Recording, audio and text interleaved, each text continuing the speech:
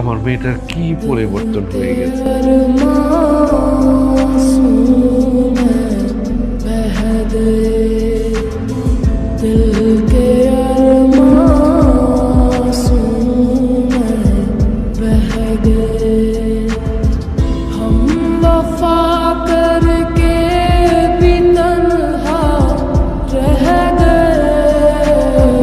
বাবা, আমি তোমাকে বলছি না, অলস মানুষের জীবন তাদের আলসেমি ছাড়তে পারে না।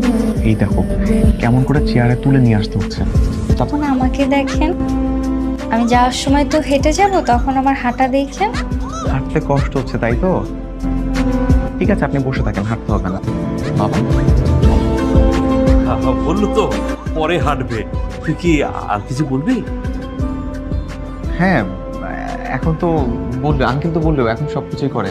ঠিক আছে, আপনি যেহেতু আমাদের সামনে বসে আছেন, আমাদের সবাইকে একটু খাবারটা পরিবেশন করেন। মা, সবাইকে চা নাস্তাগুলো একটু আগায় দাও তো।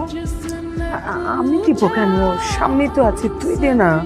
মা, সবই যখন করলে এতটুকু আর বাদ রাখলে কেন? তুমি দাও।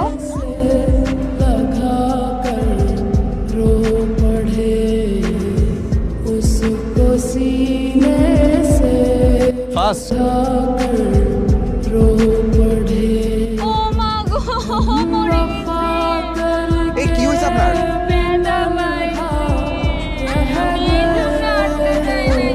আমি আটতে গেলেই বলবো এটা।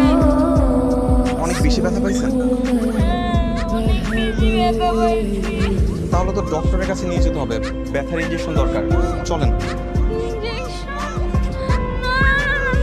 ইনজেকশন লাগবে না, আমি বাসায় যে একটু রেস্ট নিব, একটু ঘুমাবো, তাইলে আমি সুস্থ হয়ে যাবো। এই চুপ করেন। আমি খুব ভালো করে বুঝতে পারছি আপনি কিসের ব্যথা পাইছেন। একদম অভিনয় করবেন না। আমার সাথে হাঁটতে পারবেন না তো? ঠিক আছে, যান বাসে গিয়ে রেস্ট করেন, আমাকে আপনার বিয়ে করতে হবে না।